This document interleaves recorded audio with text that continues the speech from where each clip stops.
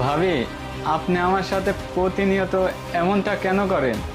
আমি তো সব কাজই করি, তাও তো কোনো সময় আমি ভাইয়াকে বলতে যাই নাই, তাও আপনি আমার সাথে এমনটা করেন।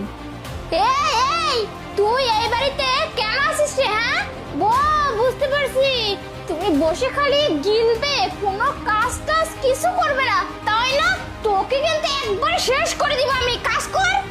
ভাবি, আমি তো 2 জায়গায় ইন্টারভিউ দিয়েছি, এখন চাকরি না হলে আমি কি করব? আর এই জন্যই তো আপনার বাসায় পড়ে আছি।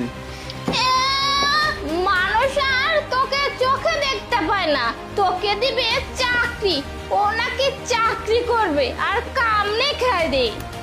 ভাবি, হবে হবে, একদিন আমারও চাকরি হবে।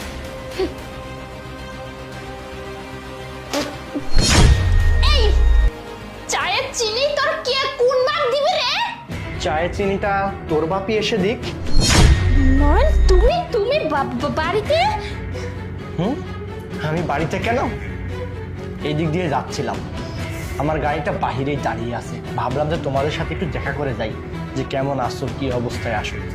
এসে যা দেখলাম যে তুমি আমার ভাইকে দিয়ে বাড়ির সমস্ত কাজ করাচ্ছ, লাথি দিছো, ও খাবারের প্লেট নিয়ে লাথি খেয়ে খাবারের প্লেট নিয়ে এখানে পড়ে গিয়েছে। এই, আমার ভাই কি তোমার টাকা খায়?